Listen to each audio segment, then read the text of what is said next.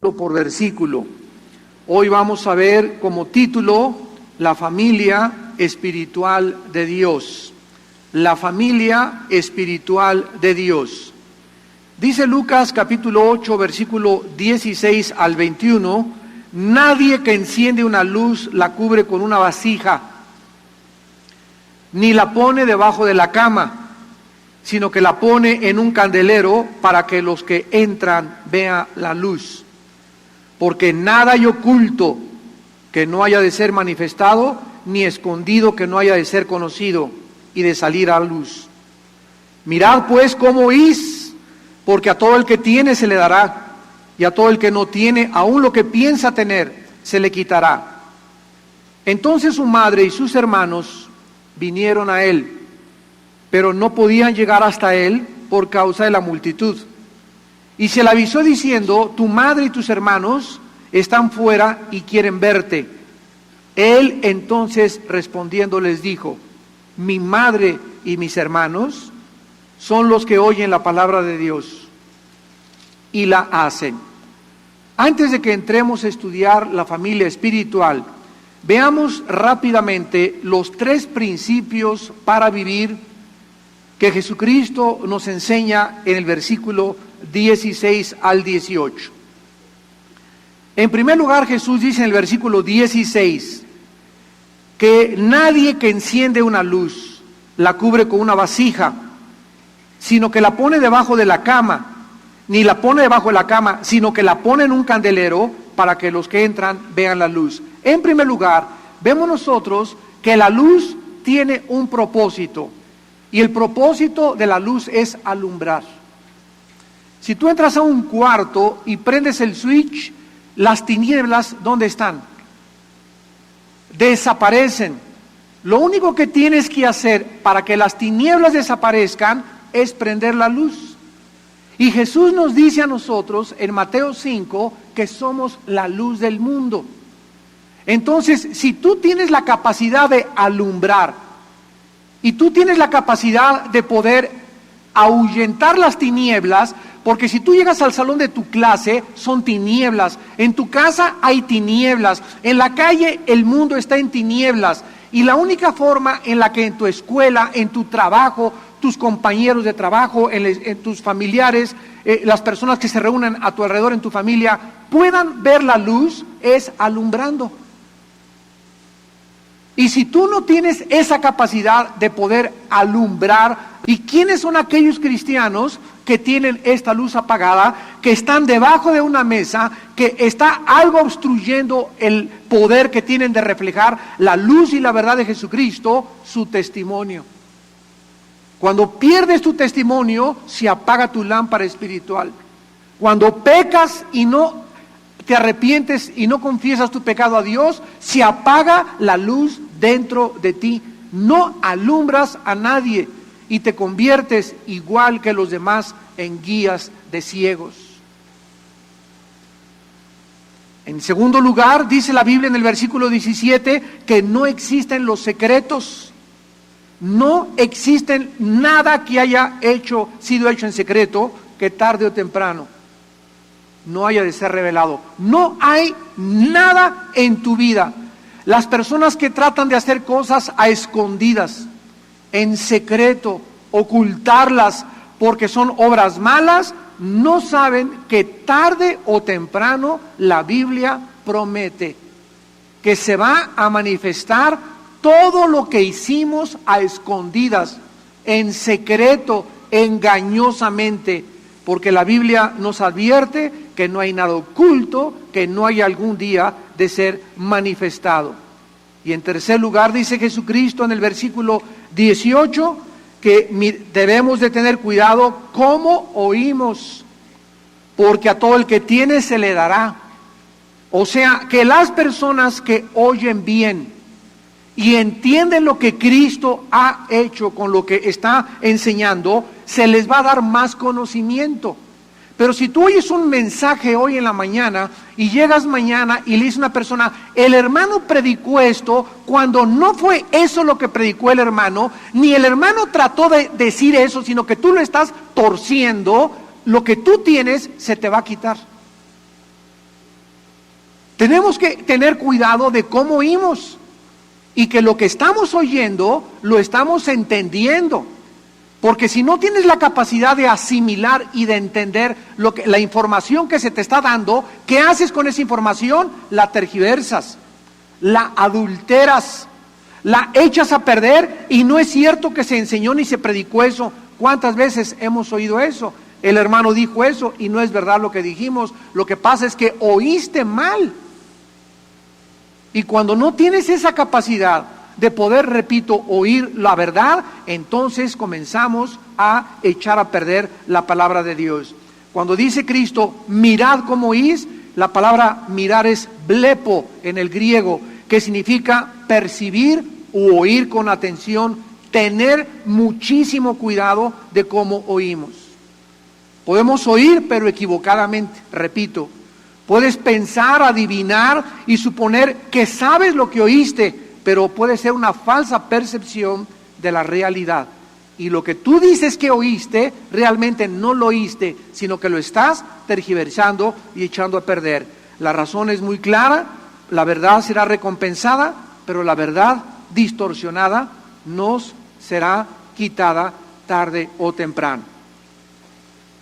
En el versículo 19 al 21, Jesucristo comienza a enseñar una de las verdades más profundas de la Biblia. La familia terrenal, por la mayor parte de nosotros, es percibida por muchos cristianos como la única familia. Yo antes de que conociera a Cristo, al igual que tú, pues tenía mi mamá, mi papá, mis hermanos, mis hermanas, mis tíos, mis primos, etcétera, etcétera, mis hijos.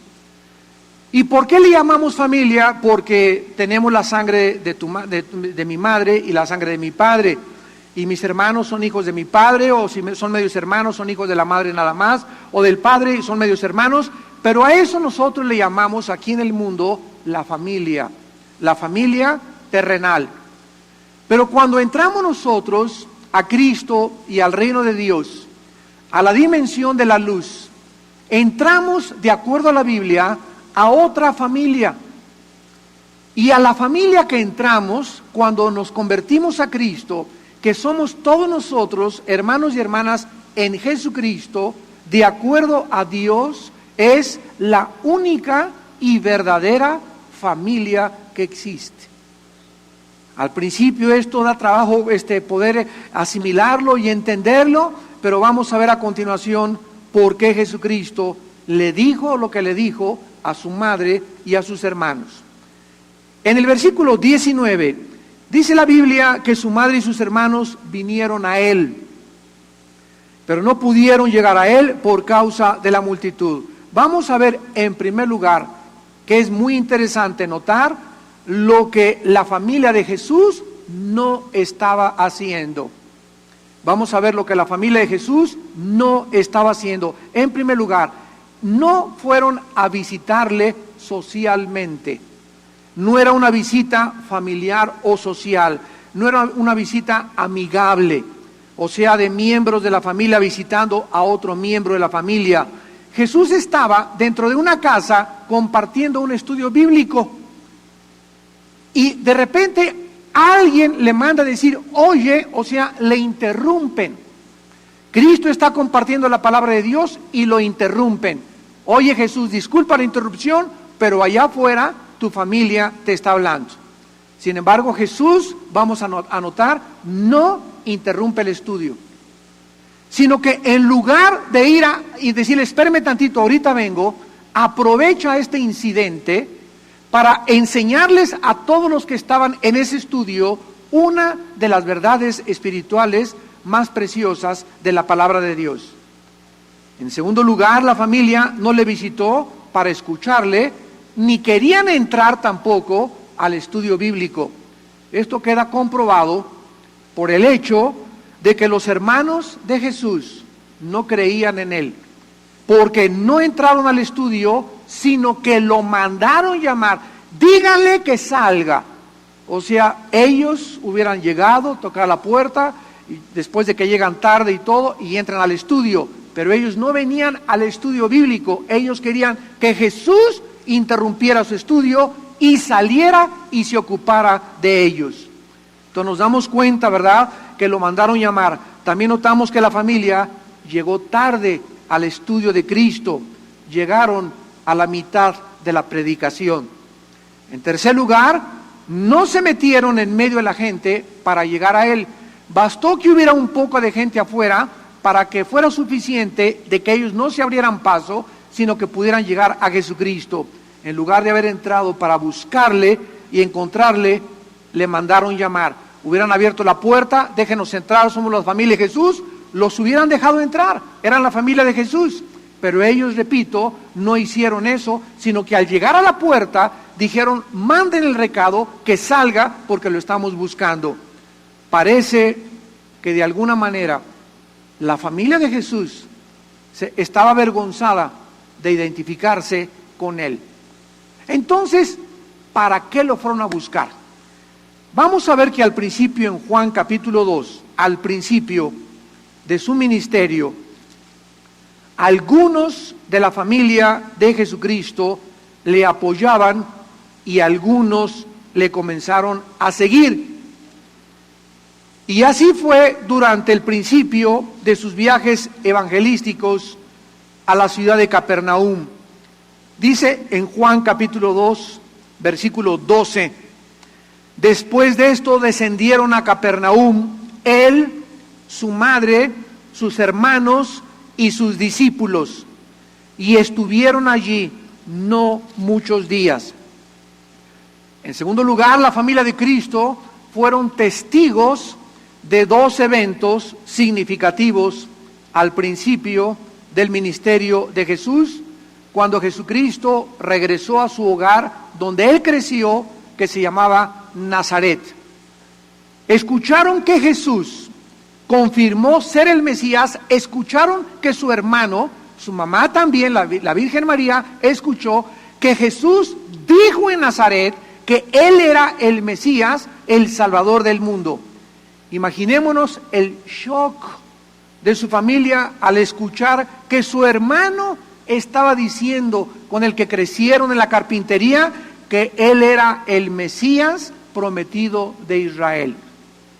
También ellos fueron testigos cuando las personas con las que se crió Cristo en el Nazaret y le vieron crecer, le rechazaron y lo intentaron inclusive matar.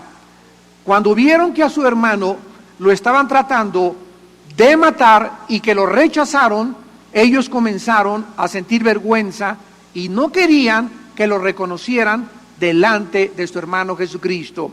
Veamos esta verdad en Lucas capítulo 4, versículo 16. Dice Lucas 4, versículo 16. Vino a Nazaret, donde se había criado, y en el día de reposo entró en la sinagoga, conforme a su costumbre, y se levantó a leer. O sea, cuando Jesucristo inició su ministerio, el primer lugar donde inició su ministerio fue en su tierra natal, en el área geográfica donde él había criado, donde todo mundo lo conocía y donde todo mundo sabía quién era, carpintero, hijo de José, hijo de María. Dice el versículo 20, y enrollando el libro, lo dio al ministro y se sentó. Y los ojos de todos en la sinagoga estaban fijos en él. Y comenzó a decirles, hoy se ha cumplido toda escritura delante de ustedes. O sea, él al entrar a la sinagoga, toda la gente que le conocía, los familiares, sus amigos con los que jugó la matatena, las canicas cuando era niño, etcétera, etcétera, a las escondidillas, todos los que estaban ahí escucharon que él, cuando leyó el libro de Isaías, les confesó, hoy se ha cumplido esto que estoy leyendo en ustedes. O sea, él estaba diciéndoles a toda la gente con la cual él había crecido, que él era la persona sobre la cual el Espíritu de Jehová lo había ungido para anunciar las buenas nuevas a los pobres, sanar a los quebrantados de corazón y pregonar libertad a los cautivos. En ese momento, cuando la gente escuchó que él estaba diciendo, y su familia estaba ahí, que él era el Mesías y el Santo de Israel, dice el versículo 28 al 30. Al oír estas cosas, todos en la sinagoga se llenaron de ira. Y levantándose, le echaron fuera de la ciudad y le llevaron hasta la cumbre del monte sobre el cual estaba edificada la ciudad de ellos, para despeñarle. Mas él pasó por en medio de ellos y se fue. Lo tomaron, lo llevaron a la punta del monte y lo querían aventar por la barranca. Pero nos damos cuenta de qué forma milagrosa intervino Dios. Cuando no es nuestro tiempo de morir, no importa cuánta gente intente asesinarte o matarte o hacerte algún daño, pero cuando no es el tiempo que Dios ha determinado para nosotros, para morir, podemos escaparnos de la muerte. Porque es Dios, dicen los salmos, de quien puede librar de la muerte.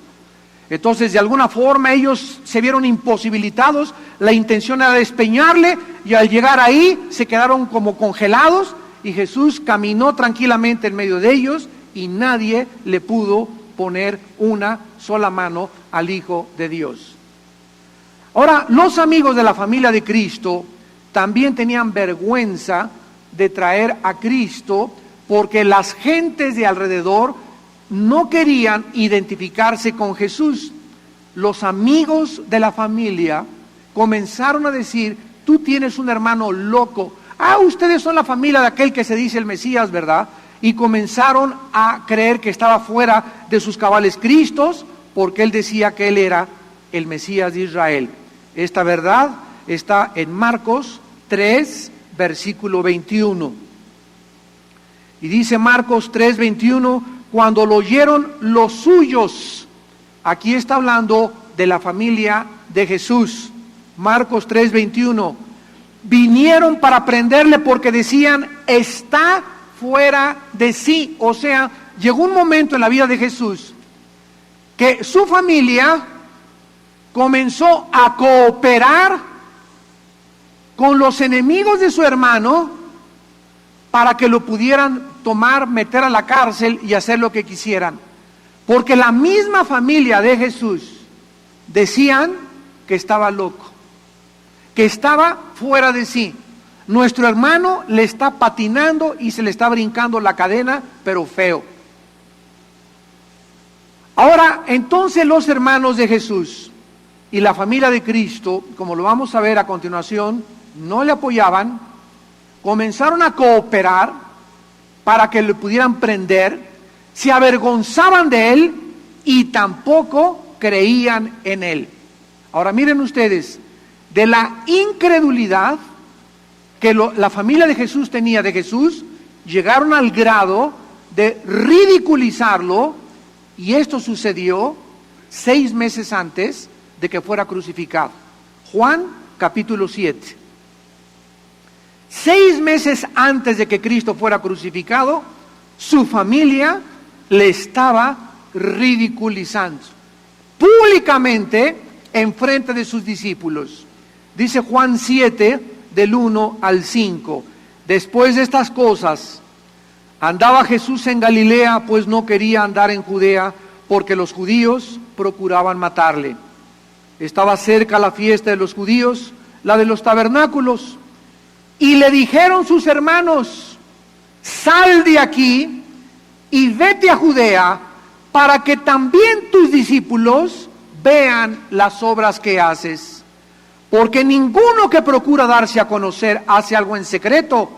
Si estas cosas haces, manifiéstate al mundo, porque ni aun sus hermanos, dice la Biblia, versículo 5, creían en él. Jesucristo, el Hijo de Dios, nos comienza a marcar el camino a todos los que le seguimos para enseñarnos en esta mañana una verdad. Cuando tú en tu casa recibes a Jesucristo como tu Señor y como tu Salvador, tienes que estar dispuesto o dispuesta a sufrir persecución al principio. Es imposible que si tú has sido criado en una religión, imagínense a un budista, imagínense a los judíos que casi los expulsan de Israel si aceptan a Cristo como el Yeshua Mashiach, como el Mesías. Todos en nuestra diferente religión en la que hemos crecido, cuando llegas y le dices a tu familia, no creo la religión que ustedes tienen ni lo que me han enseñado, desatas inmediatamente contra tu vida persecución, odio, celos, crítica, burlas, y esto es precisamente lo que Jesús dio a entender cuando dijo, no he venido para traer paz, sino he venido para traer espada. En el momento que algún miembro de la familia se convierte, ese miembro de la familia entró al reino de la luz. Su familia, mi familia, está en tinieblas por la ignorancia que en ellos hay. Entonces, si yo quiero penetrar al reino de ellos, a la vida de ellos, tengo que entender que me estoy metiendo en la misma cueva del lobo, porque es el reino de las tinieblas, y en el reino de las tinieblas no hay luz, todos están ciegos. Entonces tengo que entrar con mi familia, tengo que entrar a mi trabajo, tengo que entrar a mi escuela como una antorcha, tengo que estar prendido, tiene que dentro de mí estar ardiendo el altar para poder iluminar a la gente que me ve. Yo no los voy a convencer con palabras, tú estás mal, eres un borracho, esa religión está mal, así no vas a convencer a nadie, simplemente prende la luz, alumbra con tu testimonio, con tu vida cambiada. La gente puede ver claramente que tú ya no eres igual, que tú eres diferente, que tú ya no dices groserías, ya no te ríes de los chistes que ellos tienen, ya no haces las cosas que ellos hacen. Simplemente con esa conducta, con esa actitud nuestra ante el mundo, estamos mostrándoles que somos diferentes. Y esto es lo que significa la palabra santo. Santo significa diferente, no significa bueno. Jesús mismo le dijo al joven rico, bueno, no hay nadie más que Dios. La gente cree que santo es una cara así de todo sufrido y que no rompe ni un plato. Y cuando entra este concepto de la santidad a la iglesia, se comienzan los cristianos a volver religiosos y, ay, por la gloria y la Santísima Virgen y de Dios y San José, Ave María Purísima, bla, bla, bla, bla, bla. Y comenzamos a creer que por ese lenguaje y esa actitud piadosa, falsa, piedad que existe, ya está la santidad. Y esa no es la santidad. Un cristiano puede estar alegre, dicharachero, relajiento, y reírse así, no es carnal reírte así, tampoco. Puedes divertirte, puedes echarte a la alberca, podemos cantar, podemos danzar, todo se puede hacer porque somos la gente más normal del mundo. Pero cuando nosotros creemos que la santidad es no hablar y estar sencillo y no reírte y poner esa cara de San Martín de Porres, comenzamos a desviarnos de la verdadera santidad. Entonces sus hermanos de Cristo, escúchenme, no creyeron en Él hasta después de la resurrección.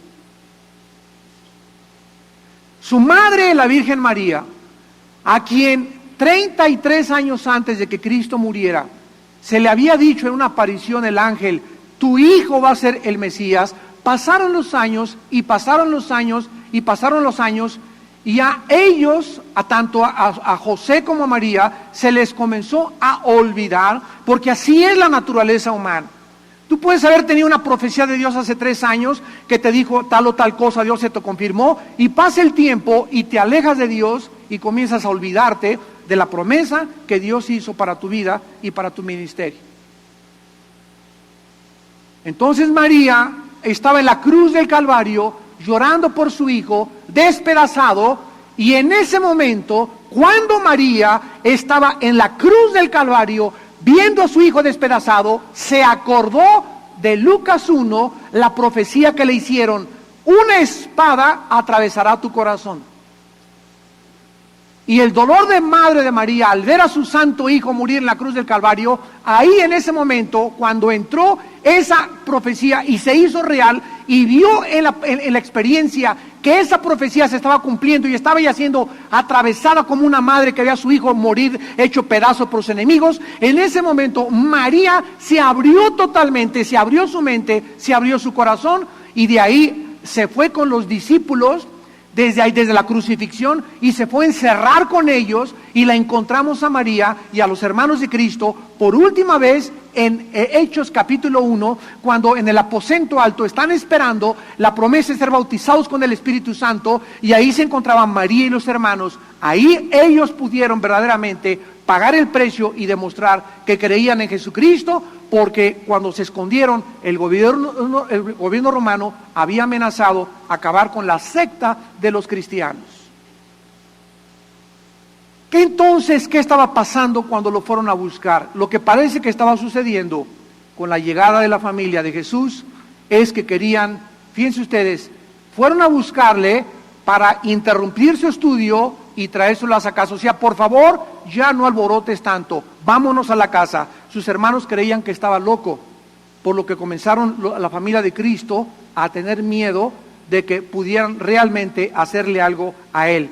Y María, como una madre responsable, quería actuar, preocuparse por el bienestar de su hijo. Sin embargo, Cristo, en el capítulo 8 de Lucas, versículo 20, cuando se le avisa, tu madre y tus hermanos están afuera y quieren verte, Jesús es interrumpido porque su familia le está buscando afuera de la casa.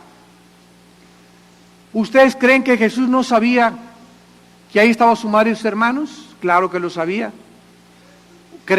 ¿Podríamos asumir que Cristo no sabía la razón por la cual su familia le había venido a buscar? Claro que sí. Entonces, como Jesús sabía la razón por la cual su familia venía a buscarle, en lugar de decirles, espérenme, voy a ver qué quiere mi mamá y mis hermanos, Jesucristo aprovecha la oportunidad para poder enseñarles una profunda verdad. Que la verdadera familia, esta es la verdad, la verdadera familia no está basada en las relaciones humanas, ni tampoco en la sangre ni en la carne que hemos heredado, sino en el Espíritu de Dios. Una verdadera familia no es aquella donde es tu madre de sangre, tu padre de sangre, o tienen los genes y las mismas características. Muchas familias con estas características viven en continuos conflictos, hermano contra hermano, celos, envidias, pleitos, odios diversos, unos contra otros.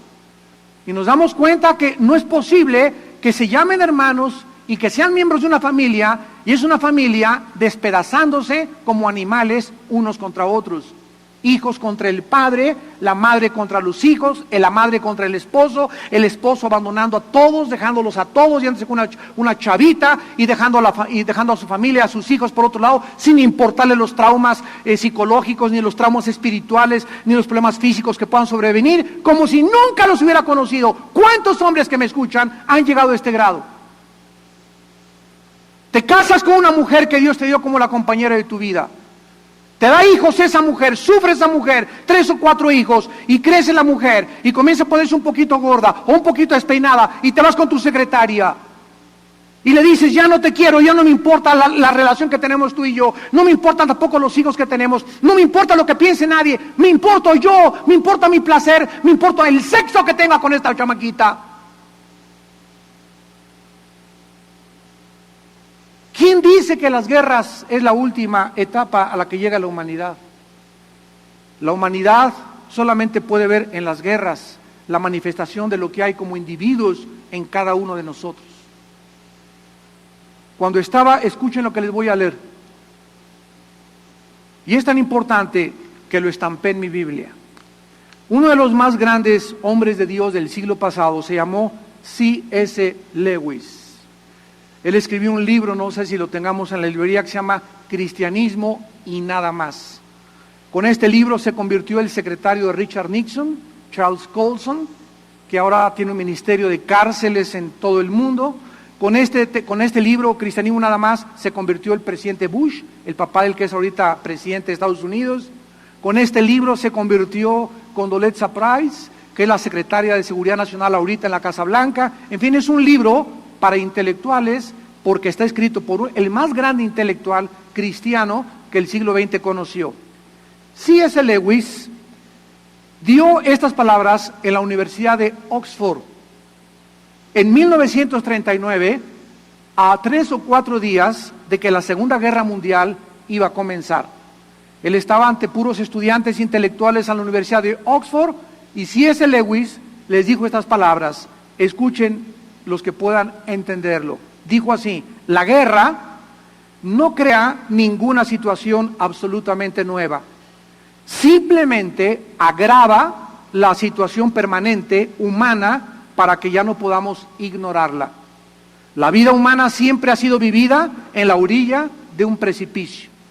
La cultura humana siempre ha tenido que existir bajo la sombra de algo infinitamente más importante que ella. Estamos equivocados cuando comparamos la guerra con la vida normal. La vida jamás ha sido normal. O sea, lo que está diciendo C.S. Lewis es que si alguien se impacta, hay las guerras, hay las víctimas, hay los inocentes, no hay nada diferente en tu propio matrimonio. Si tú crees que esa guerra que produce millones de personas muertas porque son más seres humanos muertos es algo anormal, es más anormal tu familia. Es más anormal tu matrimonio, es más anormal tu propia vida. Te estás quejando que la gente la maten, la mueren, y mira, te fumas 2 paquetillos de cigarros. ¿Qué no sabes que te estás autodestruyendo con el cigarro? ¿Qué no sabes con la panza de Santa Claus que tienes, que no vas a llegar más de 50 años de edad?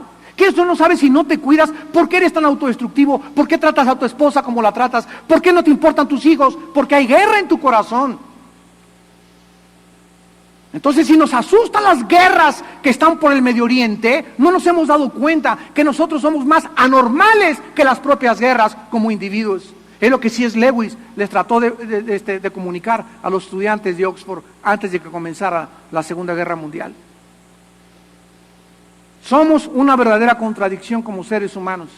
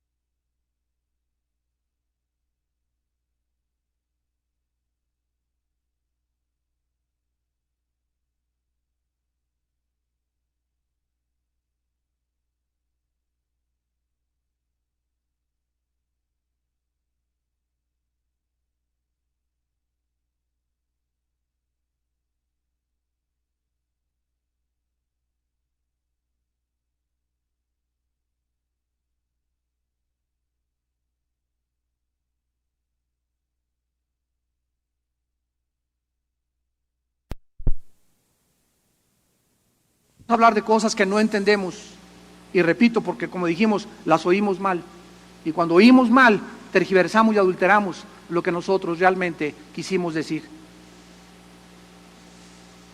En el versículo 21 de Lucas 8, Jesucristo les enseña a los discípulos esta verdad: mi madre y mis hermanos son, escúchenme bien, los que oyen la palabra de Dios y la hacen. La verdadera familia de Dios está basada en la palabra de Dios, porque la fe es por el oír y el oír por la palabra de Dios. La verdadera familia que Dios en esta mañana nos enseña somos todos aquellos que hemos oído la Biblia, la palabra de Dios, y que esa palabra ha entrado a nuestra vida profundamente al grado de producir dentro de nosotros un cambio, un regeneramiento, un nuevo nacimiento, donde nacemos ante otra dimensión al reino de Dios y comenzamos a encontrar dentro de ese reino de Dios a personas iguales que oyeron la palabra y que lo obedecen, y comenzamos a tener comunión con ellos, comenzamos a ir a la iglesia porque nos gusta, porque todos leemos la Biblia, porque nos gusta la palabra de Dios, y comienzas a encontrar afinidad y una relación mucho más profunda que la relación que yo tenía con mi propia madre y con mis propios hermanos. Bendita las familias terrenales, que también son familias espirituales. Pero ¿cuántos de ustedes, verdad, tienes una mamá que todavía no se convierte, un padre que todavía no se convierte, y encuentras en un pastor o en un hombre ese padre que no tuviste en tu casa? El otro día vino aquí a México un grande hombre de Dios llamado Josh McDowell. Es uno de los más grandes apologistas que existen en el mundo. Estuvo en el Hotel Fiesta Americana y aquí en el Centro Cívico en las tardes. Y este muchacho, tiene 62 años, decía, yo lo conocí hace como 17 años en un hotel allá en el centro, estuve cenando con él. Me decía, Josh, Armando, yo crecí en un hogar donde mi padre era alcohólico. Yo veía cómo agarraba de los pelos mi padre a mi madre y la arrastraba por la casa enfrente de mis ojos. Yo tenía 5 o 6 años de edad y a veces la aventaba y enfrente de mí y de mis hermanos la pateaba y la echaba a veces la botella encima o se la metía a fuerza en la boca para hacerla que ella bebiera y se alcoholizara igual que él. Yo todo eso lo viví siendo menor de 12 años.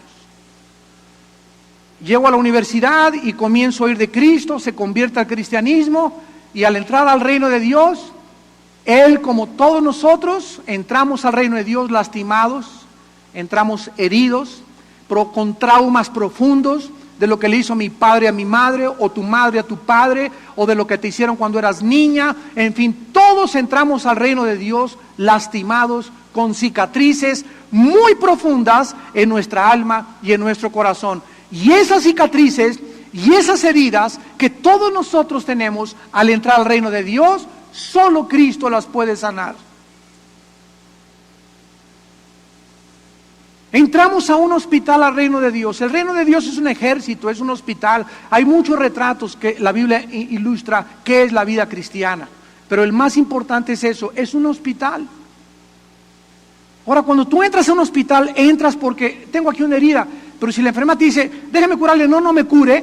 Si entras a la iglesia y no quieres ser sanado, y le dices a Dios, no me interesa tu consuelo, no me interesa tu sanidad, y sigues viviendo la misma vida anterior con la que tú viviste, y sigues con tus traumas, es que no puedo perdonar hace 10 años esto, y todavía traigo esto en mi corazón, y todavía traigo el odio de mi padre y el odio de mi madre. ¿Por qué hay cristianos que tienen tantos años y siguen sufriendo así? Porque no han sido sanados. Y no es justo. No es justo que tú sigas viviendo la misma vida que tus padres te dieron, porque le estás transmitiendo la misma vida a tus hijos. Y ya basta, Cristo viene a nuestra vida para sanarme y que yo ya sea diferente y yo les pueda transmitir a mis hijos algo diferente que mis padres no me dieron o mi familia terrenal no me pudo dar por su ignorancia de la luz que hay en Jesucristo. Pero yo ya no puedo ser igual, yo tengo que transmitir ahora algo diferente a mi nueva generación. ¿Por qué? Porque quiero sanarme para bendecir a mis hijos.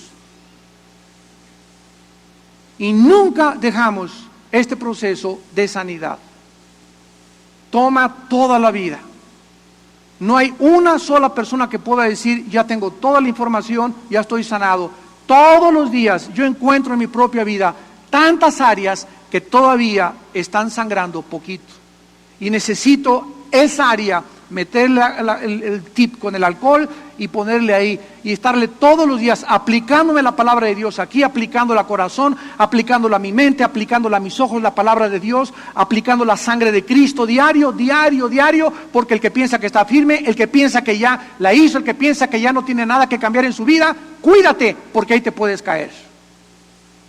Porque hasta que Jesús venga, se nos entregará un cuerpo glorificado y perfecto, semejante a Él. Hasta que lleguemos al día de la resurrección, amados santos de Dios, necesitamos ayuda. Necesitamos a Dios.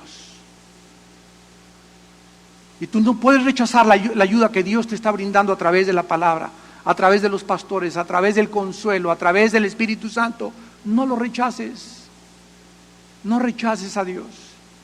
Porque si tú rechazas a Dios, no tienes nadie en la vida, ni el psiquiatra, ni el psicólogo, ni nadie te puede sanar lo que solo Jesús lo puede hacer a través de su Espíritu Santo. La verdadera familia está basada en la palabra de Dios. La relación más profunda en esta vida no está determinada por la sangre, repito, sino por los corazones y las mentes mezcladas por el Espíritu de Dios. Comencemos a ver estas verdades en primer lugar en Juan, capítulo 1, versículo 12. Mas a todos los que le recibieron,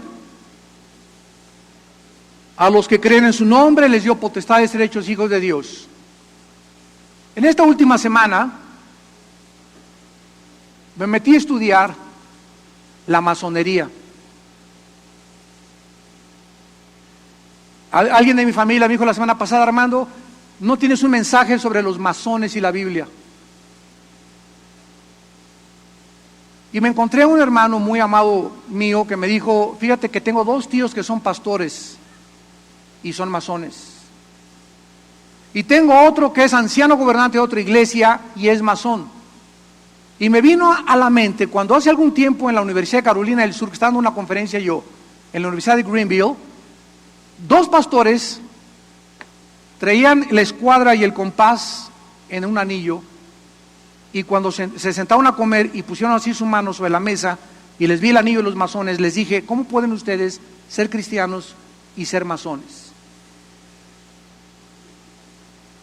Esta persona de mi familia me dijo: Armando, ¿no has estudiado la masonería? Le dije: la he estudiado superficialmente, pero toda esta semana pasada estuve buscando en la enciclopedia masónica, estuve buscando en la enciclopedia revisada de Henry Coyle Wilson, de Albert Pike, de Albert Mackenzie, los más grandes grados 32 y 33 de la masonería, lo que han escrito ellos acerca de la masonería, y mis descubrimientos han conmovido lo más profundo de mi corazón.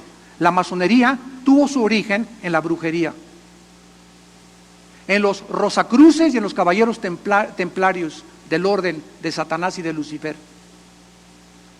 En los primeros grados le comienzan a enseñar a la persona que él tiene que saber que está saliendo de las tinieblas a la luz. ¿Cómo puede un cristiano aceptar eso? Que en el primer grado, que se llama el aprendiz de la masonería bajo la logia azul, puede la persona decir: estoy saliendo de las tinieblas a la luz, cuando es Cristo el que nos sacó de las tinieblas. ¿Cómo puede un masón hacer juramentos como los que ellos hacen, de que Jehová no es Jehová? ¿Saben cuál es el nombre de Dios para los masones? Jabulón, que significa Ja, de Jehová, Baal, de Baal, y Bulón, de Osiris, el rey de Egipto, o el dios de Egipto. Bueno, es una mezcla tremenda y la ignorancia es increíble, increíble, en la que los cristianos están metidos. Porque no saben hasta el grado 13 de la masonería, donde comienzan a entrar a un mundo verdaderamente de tinieblas. Hasta los ojos les vendan. Cuando entran al ritual de los masones, está sobre el altar, así le llaman, no le llaman edificio, le llaman templo, y tienen un altar, y sobre el altar está la Biblia, están los Vedas y están los libros sagrados, y dicen que todos los libros sagrados llevan a Dios, que el Dios de Jehová, el Dios de Mahoma, Krishna Vishnu, es el Dios de todos, y que todos lo pueden aceptar, y que todos son una familia. Entonces, ¿qué es la masonería? Es una fraternidad y sociedad secreta y una religión falsa. Es una religión falsa. Y voy a dar el mensaje: si puede un cristiano ser masón, tal vez en los próximos 2 desayunos, para que traigas a tu padrino. Todos están buscando qué cosa de ser una religión. La masonería enseña que todos somos hermanos. La masonería enseña la paternidad de Dios sobre todos. Todas las religiones, todos los dioses, todos los libros sagrados, todos son bienvenidos. Pero ya que estás adentro, no es cierto que creen eso. Comienzan a enseñarte que el Dios de ellos es el gran arquitecto del universo. y comienzan a desviar totalmente, y el ataque contra Jesús es muy grande en la masonería, porque ningún masón, verdaderamente masón, cree que Jesús es Dios. No existe una sola literatura de la masonería donde se enseñe que Jesús es Dios, ni que la Biblia es el único libro inspirado por Dios, porque no les conviene. Ellos necesitan tener a hindúes, necesitan tener a brahmanes, necesitan tener a judíos, necesitan tener a todos, y los cristianos como el Bulla, el de Guayadero, que no estudian la Biblia, ahí van y se meten. ¿Qué tiene de malo ser masón y ser cristiano? Cabeza de albóndiga.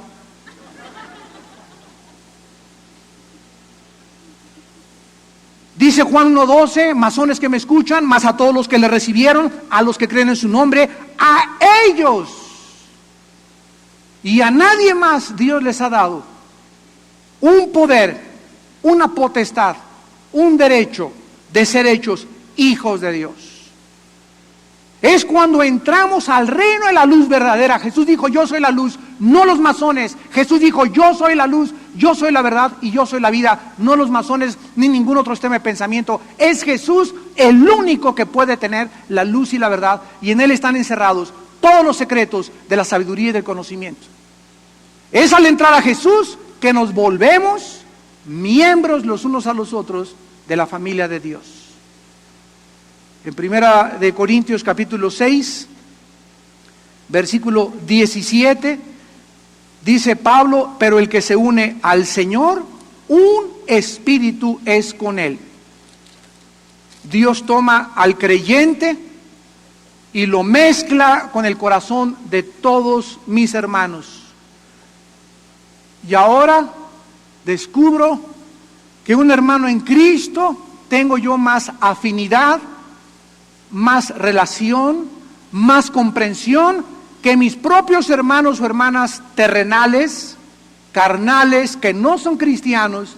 Me doy cuenta que ya no comienzo a tener nada en común con ellos. Es mi hermano en la sangre, creció conmigo en la sangre, pero como si fuéramos extraños, porque yo he entrado al reino de la luz de Cristo, y ahora solo los que están bajo ese reino podemos interrelacionarnos. Mi madre y mis hermanos son todos aquellos que oyen la palabra y la practican. En Romanos capítulo 8,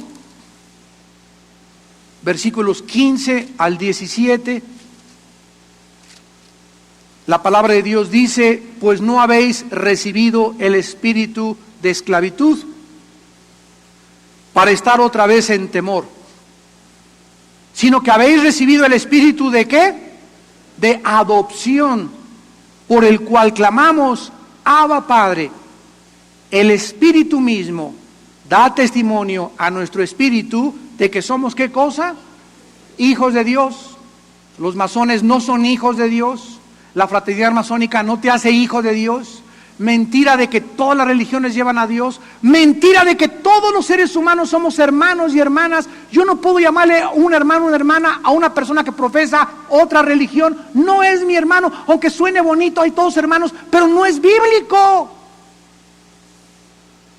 La hermandad está de acuerdo a la Biblia, producida por el Espíritu de Dios al nacer de nuevo y al creer los que creemos que Jesucristo es el Hijo de Dios y es Dios en la carne, lo que nos da el derecho, el poder y la potestad de ser llamados desde lo alto hijos e hijas de Dios. Todos somos criaturas de Dios, porque Dios creó a todos los seres humanos y a todos los seres angelicales. Pero la Biblia dice que no todos somos hijos de Dios, ni hijas de Dios, ni miembros de la familia de Dios. En Gálatas capítulo 4, versículos 6 al 7, la Biblia dice, y por cuanto sois hijos, Dios envió a vuestros corazones el Espíritu de su Hijo, el cual clama, Abba Padre. Así que ya no eres esclavo, sino hijo, y si hijo, también heredero de Dios por medio de Cristo. Los creyentes ahora comenzamos a descubrir esto, y Dios ama ahora que nosotros, en esta mañana, al haber entendido estas verdades, nos amemos, nos perdonemos unos a otros, nos soportemos unos a otros y que nuestro amor unos por otros no sea fingido, como el que tal vez en tu familia existe y en mi familia también. Ahora somos miembros del mismo cuerpo de Cristo, presbiterianos, metodistas, bautistas, pentecostales, y Dios está muy triste y contristado su espíritu cuando ve pleitos entre los cristianos. Cuando alguna iglesia cree que es mejor que la otra, cuando un pastor critica a otro pastor o critica a otros movimientos o organizaciones cristianas, cuando entre nosotros no hay perdón, cuando entre nosotros nos estamos transando, cuando entre nosotros hay engaño, cuando a un hermano cristiano le vendes un carro que tiene chueco el motor y se lo vendes así y no le dices que tiene chueco el motor, cuando le pides prestado a un hermano y no le pagas, esas cosas, cuando entramos a la familia de Dios, Dios las juzga 5 veces más rápido que las tranzas de tu hermano carnal en la tierra. Porque al que mucho se le da, mucho se le pedirá. Así pues, quítense de ustedes toda amargura unos con otros. Quítense de ustedes toda ira y todo enojo. El que hurtaba ya no hurte, sino trabaje con sus manos para bendecir a los demás.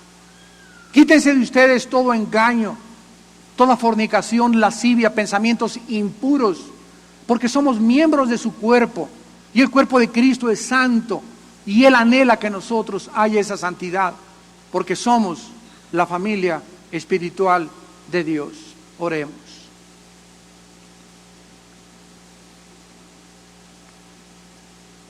Señor, te damos las gracias porque sigues abriendo nuestros ojos a la verdad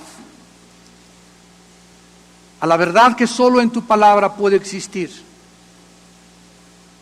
Como dice tu palabra, no mientan los unos a los otros ya.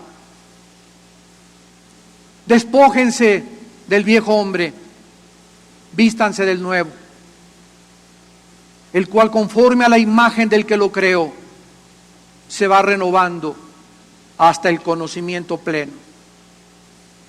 Vístanse pues como escogidos de Dios, santos y amados, de entrañable misericordia, de benignidad, de humildad, de mansedumbre, de paciencia.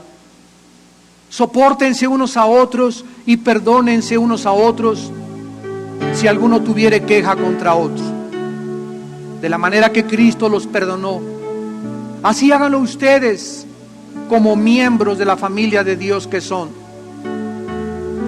Y sobre todas estas cosas, vístanse de amor, que es el vínculo perfecto, y la paz de Dios gobierne en tu corazón. Siempre la paz de Dios debe gobernar tu vida, porque fueron llamados a tener paz, a vivir en paz, en un solo cuerpo y ser agradecidos. Oh Padre, te podemos llamar Padre porque derramaste tu Espíritu en nosotros, porque alumbraste nuestro entendimiento para que pudiéramos comprender que hemos sido sacados de un mundo en tinieblas para que regresemos a ese mundo alumbrando, no permitiendo que esas tinieblas vuelvan otra vez a apoderarse de nosotros, sino alumbrar con la luz de Jesús las mentes equivocadas en las que vive la humanidad. Ustedes son la luz del mundo, dijo Cristo. Así alumbre vuestra luz delante de los hombres y vean vuestras obras y glorifiquen a vuestro Padre. Padre, te damos gracias por la enorme responsabilidad que tenemos de alumbrar, de mostrar a la gente que hay un cambio de vida en la cruz del Calvario, de demostrarle a la gente que Cristo vive y que conforme el mundo se desintegra y se corrompe más y más en filosofías, en vanas especulaciones, la luz de Cristo brillará y aumentará y algún día será iluminada con el poder de la gloria de su venida. Te damos gracias en esta mañana por ser miembros de tu familia, Jesús, por ser tú nuestro hermano mayor y por habernos perdonado con la sangre del Calvario. En el nombre de Jesús. Amén. En esta mañana muchos de ustedes